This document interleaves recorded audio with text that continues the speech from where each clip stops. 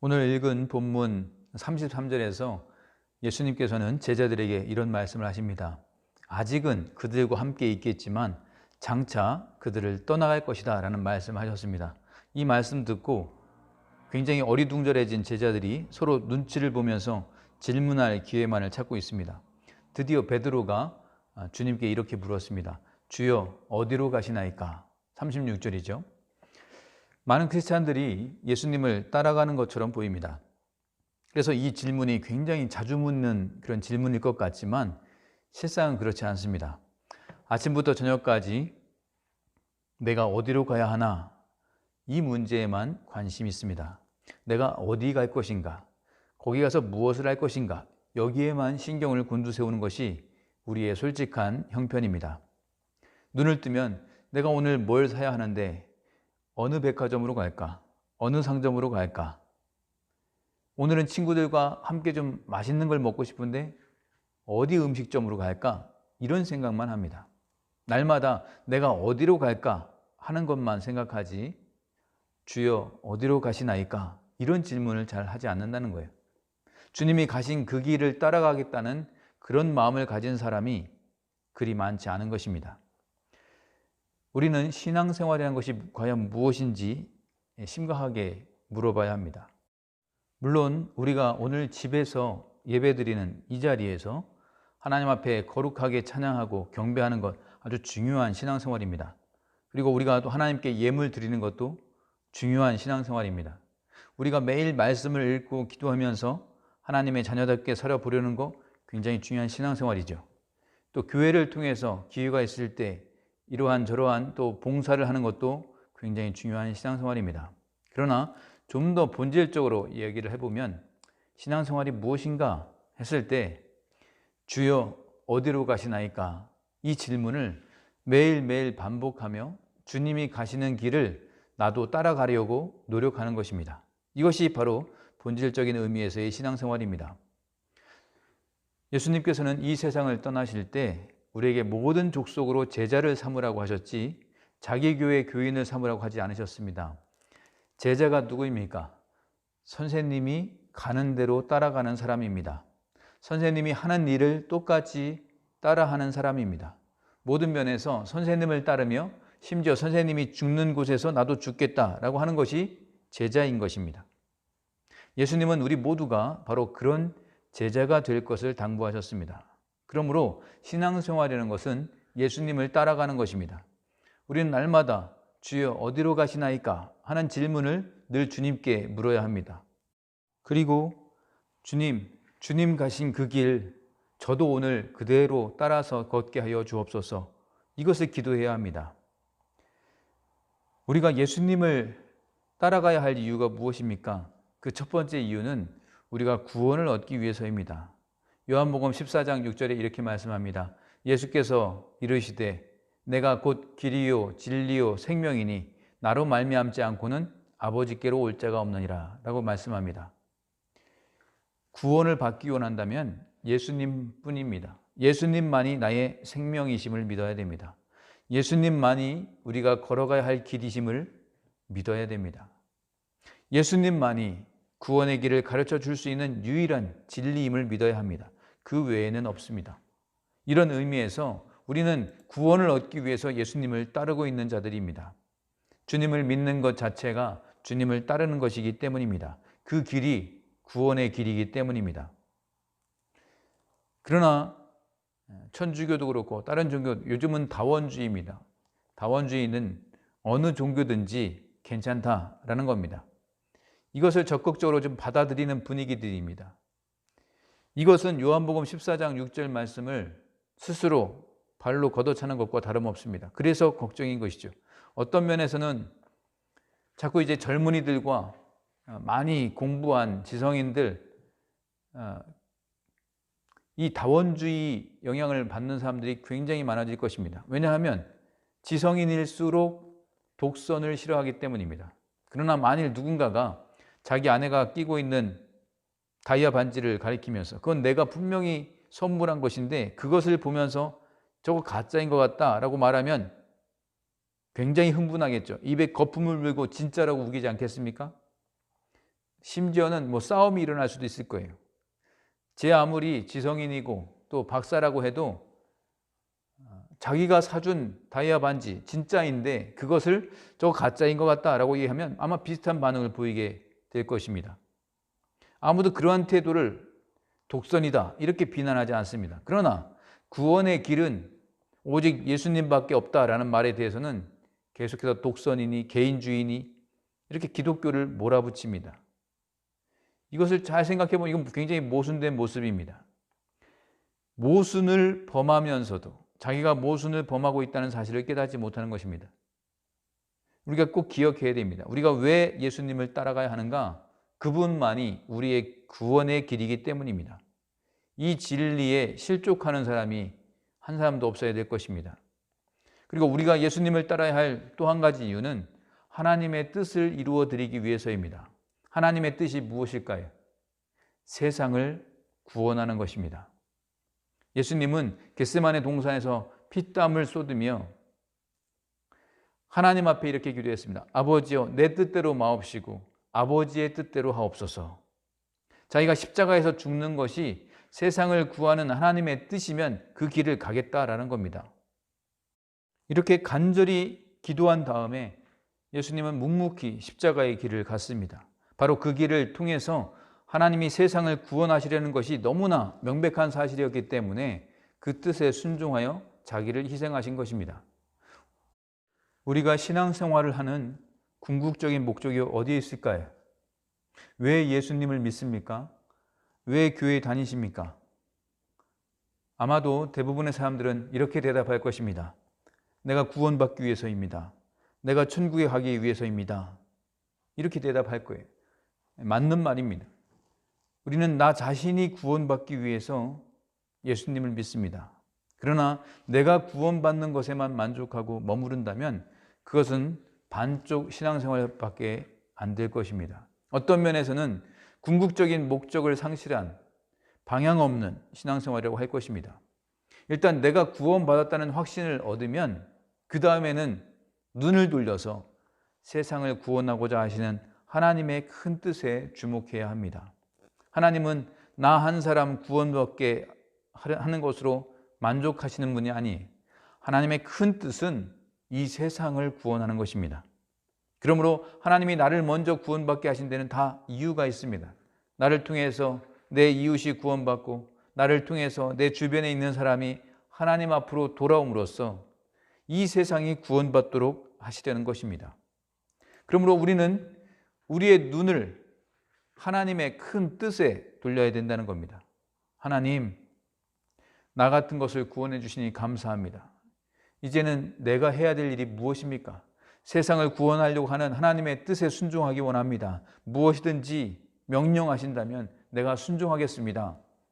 하나님이 내게 희생을 요구하신다면 내가 적은 것이라도 주님의 제단에 올려놓기를 원합니다. 이렇게 말하면서 예수님을 따라가는 것, 이것이 진정한 신앙생활의 모습인 것입니다. 그러나 일반적으로 보면 이런 분들이 굉장히 많습니다. 목사님, 우리는 굉장히 지쳐 있으니까 이 세상의 문제들도 너무 많은데 우리는 교회에 와서 정말 소모된 에너지를 재충전시켜 주시고 우리를 위로해 주시고 격려해 주시고 우리가 원하는 건 위로해 달라는 겁니다. 이렇게 말씀하는 분도 있어요. 물론 상처 입은 자에게는 위로가 필요하고 또 살아갈 의욕을 잃어버린 자에게 격려가 필요합니다. 그것이 성경적인 것입니다. 제가 위로나 격려를 부인하려는 것이 아닙니다. 다만 신앙생활이 온통 그 위로받고 격려받는 것, 이런 것이 다다라고 생각하는 그 자세는 문제다라는 겁니다. 우리가 구원받고 하나님의 은혜를 입었으면 그 다음에는 우리 아버지 하나님의 뜻이 무엇인가를 구하는 삶을 살아야 합니다. 그리고 이제 그분을 위해서 어떻게 살아야 할 것인가 하는 것을 물어야 합니다. 이것이 예수님을 따라가는 올바른 신앙생활입니다. 오늘날 한국교회가 왜 이런 상황이 되었다고 생각하십니까?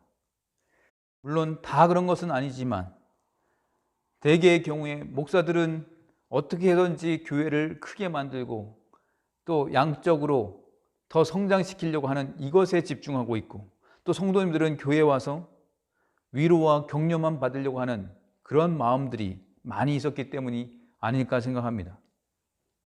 그런데 오늘 본문에서 아주 놀라운 것을 발견하게 됩니다. 베드로가 주여 어디로 가시나이까? 라고 물었을 때 예수님께서는 조금은 뜻밖의 말씀을 하십니다.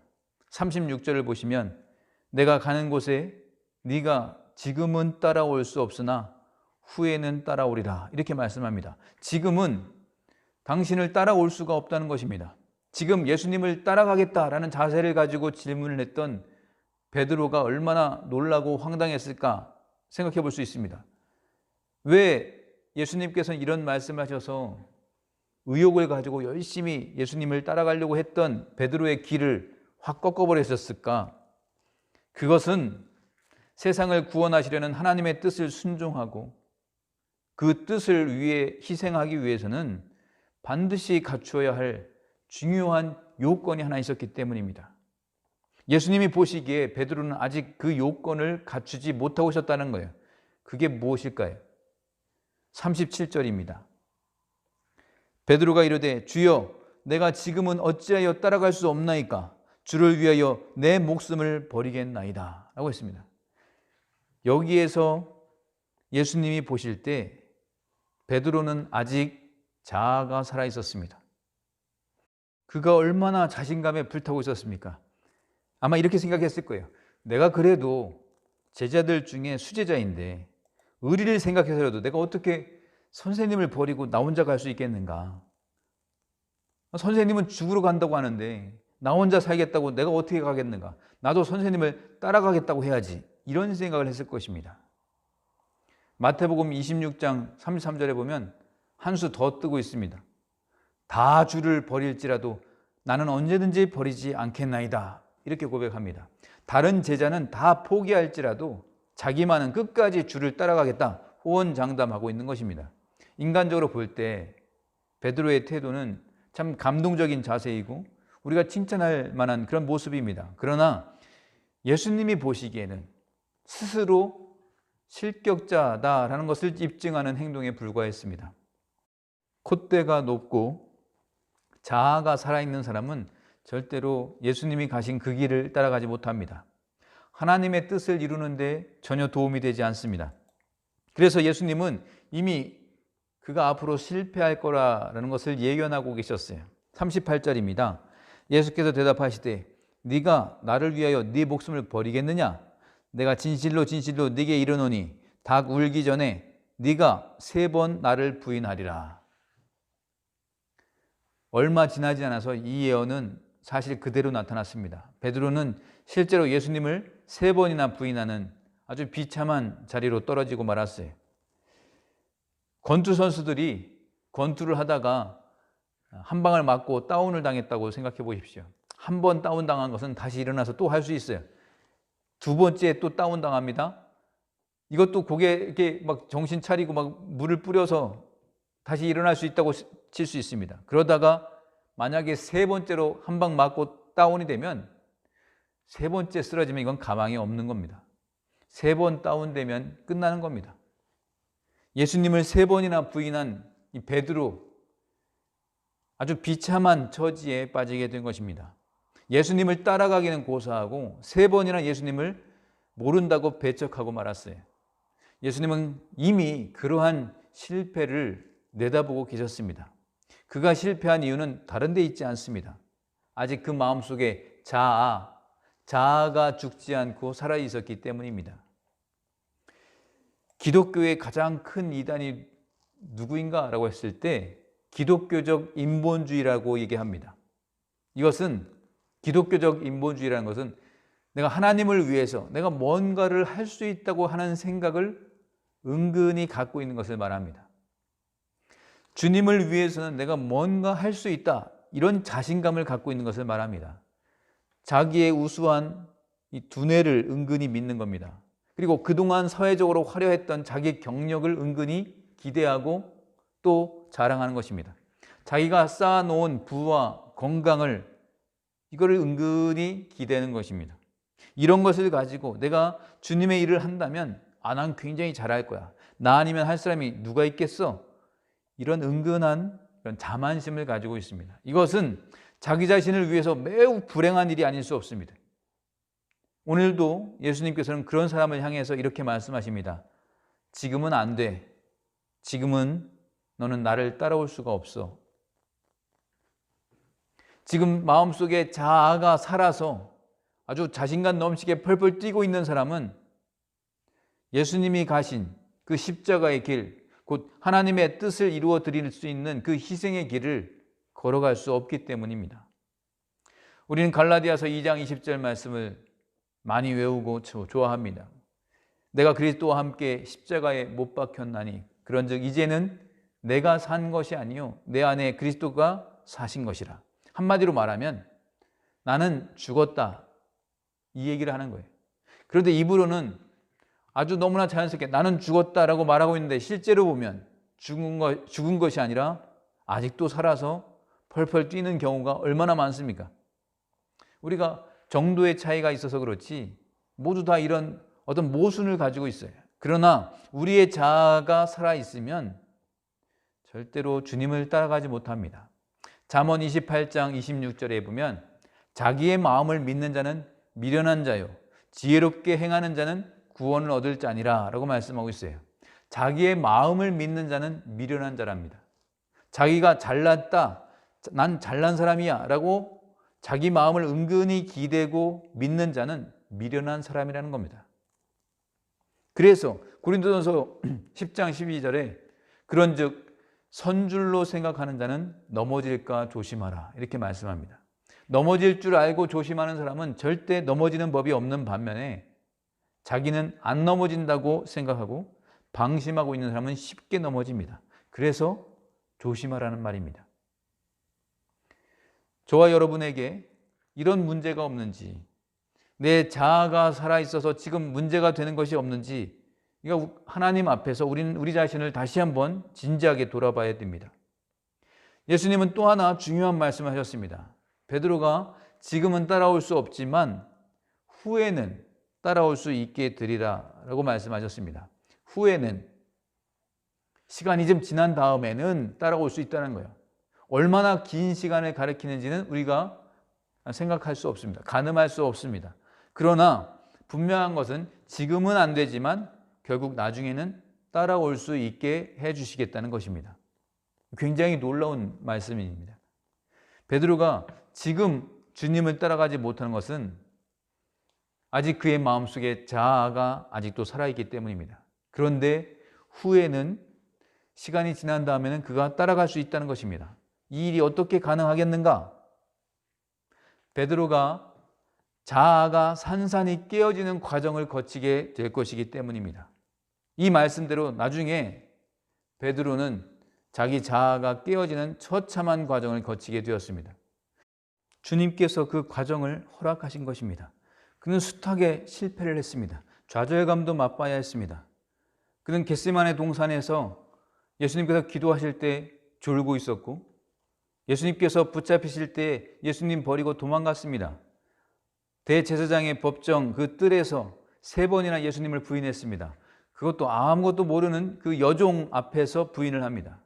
그 다음에는 예수님이 메시아니 하는 것은 다 잊어버리고 입에 풀칠이라도 하자, 이 생각에 갈릴리로 다시 돌아가서 어설프게 고깃배와 그물을 손질하고 밤새도록 고기를 잡느라 땀을 흘리는 아주 초라한 존재가 되어버렸습니다. 이런 상황이 된 베드로의 모습을 한번 생각해 보십시오. 어느 부분에서 그의 자존심이 어디 살아있겠습니까? 난 그래도 수제자인데, 이런 생각을 할 수 있었을까요? 베드로의 자아는 이런 과정을 통해서 완전히 부서져 버렸던 것입니다. 바로 이런 때에 예수님은 다시 그를 찾아가셔서 이렇게 부르셨습니다. 베드로야, 네가 나를 사랑하느냐? 아마 옛날 같으면 주여, 내가 주님을 사랑하는 줄 아직도 모르고 계셨습니까? 하고 자신만만하게 대답했을 것입니다. 그러나 이제는 그는 완전히 딴 사람이 되어 있었습니다. 주여, 주께서 아시나이다. 자기가, 자아가 살아서 펄펄 뛰던 이 베드로 완전히 깨어져 버린 것입니다. 베드로는 주님께서 그렇게 실패한 자기 자신을 찾아오셔서 나를 따라오라 라고 하는 그 음성을 듣는 순간 은혜가 무엇인가를 발견하게 되었습니다. 그는 산산이 깨어진 자기 안에서 은혜의 샘이 솟는 것을 느낄 수 있었습니다. 오늘날 우리도 역시 마찬가지입니다. 내 안에 내 자아가 살아있을 때는 은혜를 알지 못합니다. 아까 그 기독교적 인본주의라고 했죠. 기독교적 인본주의, 이것은 우리가 따르면 안 되는 것인데, 이 기독교적 인본주의자의 공통점이 뭔가 하면 은혜가 무엇인지를 모른다는 사실이에요.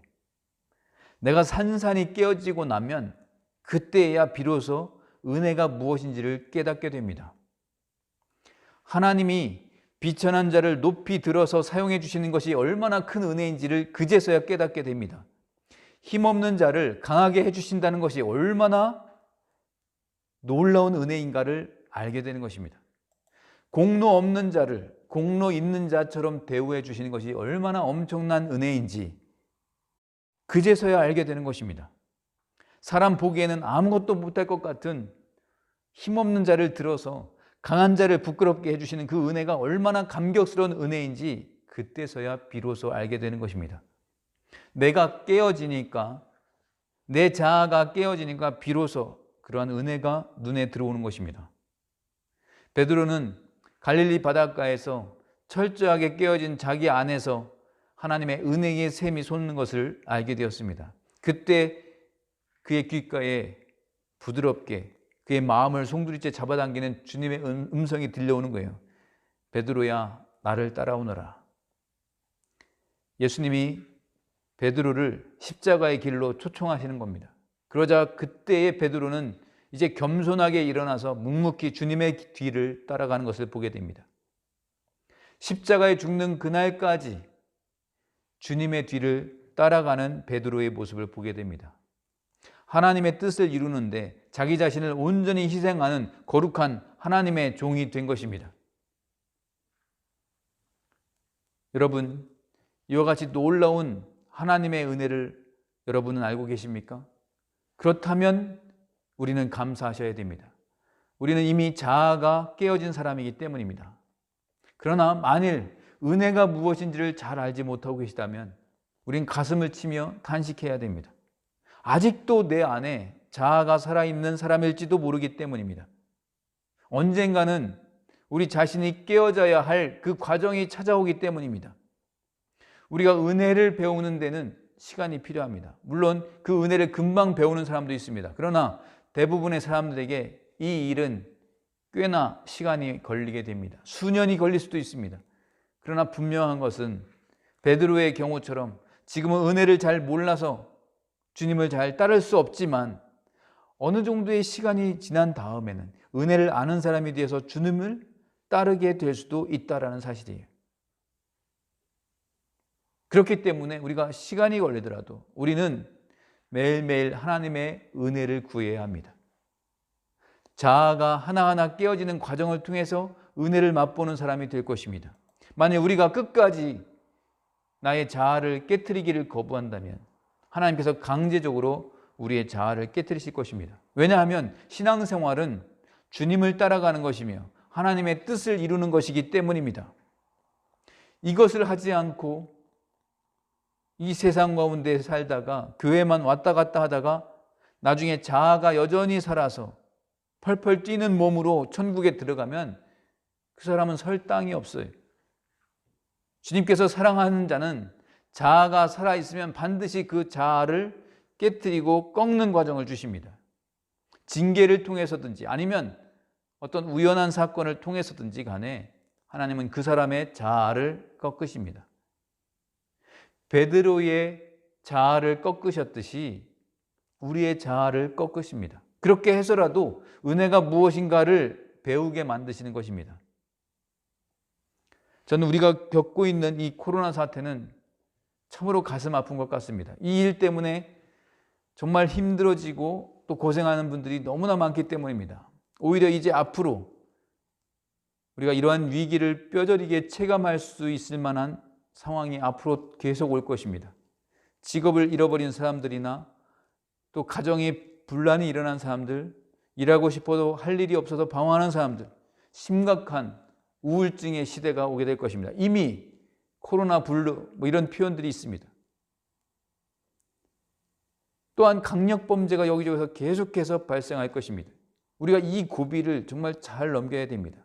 생각하면 생각할수록 이러한 위기로 인해서 고통을 당하는 분들이 너무나 마음 아프고 안쓰럽습니다. 그러나 한 가지 우리가 잊지 말아야 할 것이 있습니다. 그것은 우리는 예수님을 믿고 하나님의 자녀가 된 사람들이다라는 사실입니다. 하나님이 누구십니까? 그분은 모든 것을 가지고 계시며 능치 못한 일이 하나도 없으신 분이십니다. 그분이 바로 우리의 아버지가 되시는 것입니다.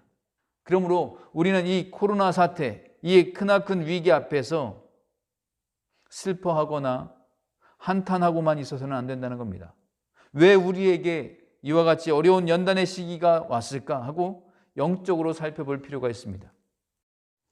그동안 한국교회 지도자들은 자아가 죽지 못해서 주님을 따라가지 못한 일이 많았습니다. 교회가 조금 더 부흥되고 잘되고 교회가 커지고 자기 명성이 드러나고 하다 보니 교회의 지도자들의 자아가 오히려 되살아납니다. 그래서 하나님의 뜻을 위하여 자기를 드리기보다 자기의 뜻을 위해서 뭔가를 해보려고 이리저리 몸부림쳤던 것입니다. 제일 많이 드러나는 모습이 뭡니까? 큰 빚을 안고도 어떻게든지 성전을 크게 짓는 것이 성공한 목회다라고 보여지고 싶었던 겁니다. 그리고 나중에 그렇게 크게 지은 것을 또 자기 자식에게 물려줘서 큰 문제들이 일어났습니다. 이러한 일들을 볼 때 하나님께서 우리를 이 어려운 지경에 몰아넣으시는 것에는 이와 같은 고통스러운 경제 위기와 건강의 문제를 통해서 목사들을 산산히 깨트리시고 한국교회 지도자들을 산산히 깨트리셔서 그 깨어진 틈바구니로 하나님의 은혜의 샘이 솟아나게 하시려는 하나님의 선하신 뜻이 있다고 믿습니다. 그리고 이것이 목회자들에게만 해당되는 진리일까요? 그렇지 않습니다. 일반 평신도들도 마찬가지입니다. 한국교회의 평신도들 가운데는 그동안 하나님이 주시는 이러한저러한 축복을 받아서 큰 은혜 가운데 살아온 사람들이 많이 있었습니다. 그때에 그분들은 주여 어디로 가시나이까? 이것에 대해서는 별 관심이 없었습니다. 그저 내가 어디로 갈 것이냐, 내가 무엇을 할 것이냐, 이것만 가지고 아침부터 저녁까지 정신없이 몰아치는 생활을 했습니다. 그러다 보니 자아가 살아서 이건 내가 실력이 좋아서 내가 열심히 했기 때문에 이렇게 이룬 거야, 이렇게 생각하면서 하나님의 일을 방해하는 일이 많이 있었습니다. 오히려 이런 코로나 사태를 통해서 우리 모두가 이 한국 교회의 모든 목회자와 성도들이 철저히 깨어질 수만 있다면 오히려 이 고통은 오히려 하나님께 감사할 고통이라고 생각합니다. 우리의 민낯이 다 드러나는 겁니다. 우리의 약점이 다 드러나는 겁니다. 그리고 다시 개혁해야 됩니다. 다시 바꿔야 됩니다. 다시 말씀으로 돌아가야 됩니다. 그래서 지금 우리가 겪고 있는 고통은 불평할 고통만은 아니다라고 생각합니다. 지금 우리가 고통 가운데 있다면 우리의 고통에는 하나님의 선하신 뜻이 있음을 분명히 믿어야 됩니다. 성경에서 뭐라고 말씀합니까? 시편 119편 67절 말씀을 보면 고난 당하기 전에는 내가 그릇 행하였더니 이제는 주의 말씀을 지키나이다 라고 말씀합니다. 또 시편 119편 71절에는 고난 당한 것이 내게 유익이라 이로 말미암아 내가 주의 율례들을 배우게 되었나이다 라고 말씀합니다. 고난을 당하기 때문에 그래서 내가 다시 하나님께로 오게 됐고 하나님의 법을, 하나님의 말씀을 다시 배우게 되었다라고 고백하는 겁니다. 히브리서 12장 11절에 이렇게 말씀합니다. 무릇 징계가 당시에는 즐거워 보이지 않고 슬퍼 보이나 후에 그로 말미암아 연단받은 자들은 의와 평강의 열매를 맺느니라 이렇게 말씀합니다. 다시 한번 읽어드리겠습니다. 무릇 징계가 당시에는 즐거워 보이지 않고 슬퍼 보이나 후에 그로 말미암아 연단받은 자들은 의와 평강의 열매를 맺느니라. 아멘. 고통 가운데 있을 때, 징계를 받을 때 그것을 누가 좋아하겠습니까? 누가 즐거워하겠습니까? 그렇지만 그것을 통해서 연단을 받고 난 다음에는 의와 평강의 열매를 맺게 된다는 말씀이, 성경에서 하나님은 그렇게 말씀하고 계시는데 우리의 현실로 들어오면 어떻습니까? 우리 사실 성공하는 것, 이 세상 가운데 성공해야 합니다. 그것도 중요합니다. 하나님께서 물질적으로 축복해 주시는 자에게 재산을 모으는 것, 이것도 중요한 일입니다. 무조건 나쁘다, 무조건 아니다라고 할 수는 없습니다. 또한 우리의 자녀들 잘 키우는 거 굉장히 중요합니다. 또 우리의 건강을 잘 돌보는 것도 중요합니다. 어떻게 하면 노년에 정말 덜 고생하고 편안하게 살까? 이걸 생각하면서 대비하는 것, 이것도 중요합니다. 그러므로 노년에 어떻게 하면 건강하고 편하게 살까? 자녀들이 고생하지 않도록 무엇을 줄 수 있을까? 이것을 고민하고 생각하는 것은 나쁜 것은 아닙니다. 그러나 꼭 한 가지를 알아두시기 바랍니다. 만군의 여호와 하나님을 믿고 이 세상을 구원하시려고 하는 하나님의 그 광대한 뜻에 매혹된 사람은, 거기에 사로잡힌 사람은 이 세상에 대해서 큰 매력을 느끼지 못한다는 사실입니다. 다시 한번 말씀드립니다. 하나님의 광대한 그 큰 뜻에 사로잡힌 사람은, 그 하나님의 뜻이 무엇인지를 잘 아는 사람은 이 세상에 대해서 큰 매력을 느끼지 못한다. 왜 그렇습니까? 이 세상은 아침에 피었다가 저녁에 지는 꽃과 같다라는 것을 알기 때문입니다.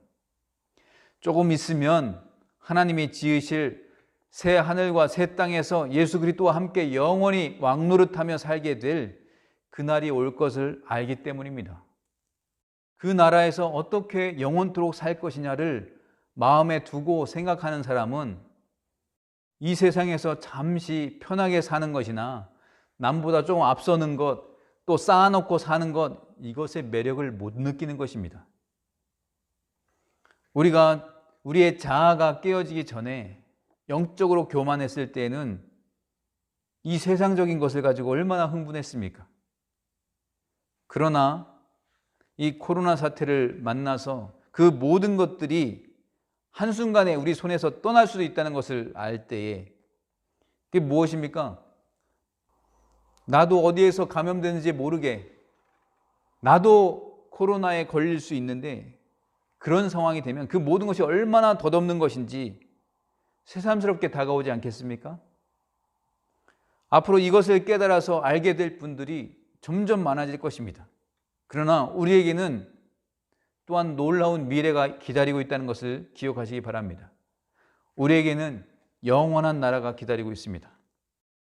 우리가 장차 그 나라에 가서 우리 이렇게 고백할 수 있기를 바랍니다. 하나님이 주시는 은혜로 나는 이 세상에 살 때 하나님의 뜻을 이루기 위해서 예수님이 가신 길을 걸어가려고 노력하다가 이 자리에 왔습니다. 그러나 내가 한 것이 아니고 하나님의 은혜였습니다. 하나님의 은혜로 했습니다. 그래서 하나님께 감사합니다. 이렇게 고백하는 사람이 되어야 할 것입니다. 이제 말씀을 맺겠습니다. 예수님은 하나님의 뜻을 위해서 십자가의 길을 걸어가셨습니다. 우리도 작은 예수가 되기를 원한다면 그분이 가신 길을 따라가야 합니다. 주님이 순종하신 일을 순종해야 합니다. 하나님이 원하시면 무엇이든지 희생할 각오를 해야 합니다. 그것이 바로 영원히 사는 것이고 영원히 빛나는 것이고 영원히 광채를 발하는 것입니다.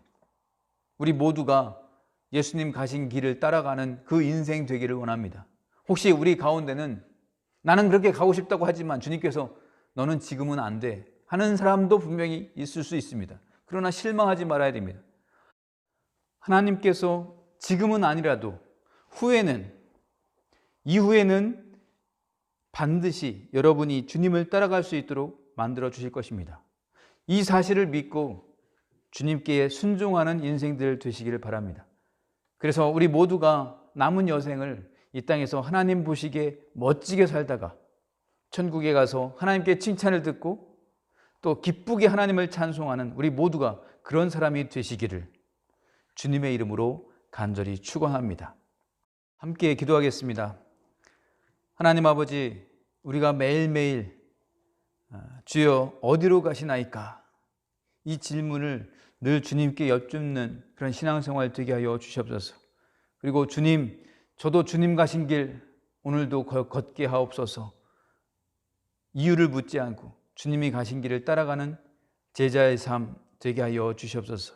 그 길이 구원의 길이기에 예수님을 믿고 구원받았다는 확신을 갖게 하시고, 그 다음에는 또 눈을 돌려서 세상을 구원하고자 하시는 하나님의 큰 뜻을 바라보게 하여 주시옵소서. 우리의 자아가 죽고 오직 예수 그리스도만 살아 역사하시도록 인도하여 주시옵소서. 지금의 이 기독교의 어려움은 지금까지 한국교회에 베풀어 주신 하나님의 은혜와 축복을 마치 우리 자신이 잘나서 우리가 열심히 해서 얻은 소유물인 줄 알고 자만하고 교만했던 우리의 자아가 깨어지는 상황인 줄로 믿습니다. 소금이 그 맛을 잃었고 빛이 어둠 속에 덮이고 마는 그런 안타까운 현실을 맞이하고 있습니다. 하나님, 왜 이런 일이 우리에게 일어나는가 반문할 것이 아니라 우리가 지은 죄의 실상들을 보게 하시고 우리의 민낯이 철저히 공개되고 그 죄를 진정으로 회개하는 시간 되게 하여 주시옵소서. 내가 바라는 것을 얻기 위해서 주님을 따라가는 자가 되지 않게 하시고, 주여 어디로 가시나이까 질문하게 하시고 주님이 가신 그 길을 따라가는 자 되게 하여 주시옵소서. 그래서 우리가 하나님 부르시는 그날까지 하나님의 뜻을 이루는데 자기 자신을 온전히 희생하는 거룩한 하나님의 종들이 될 수 있도록 인도하여 주시옵소서. 하나님, 이 처절하게 깨어지는 시간을 감사함으로 받게 하시고 진정한 회개의 시간 후에는 다시 은혜의 샘이 솟아나게 하여 주시옵소서. 주님을 따라가는 삶을 살아가며 하나님의 뜻을 이루는 삶을 살아갈 때 십자가의 회복과 진정한 행복을 누리게 하여 주시옵소서. 감사드리며 이 모든 말씀 우리의 구세주와 주님이 되시는 예수 그리스도의 이름으로 기도드리옵나이다. 아멘.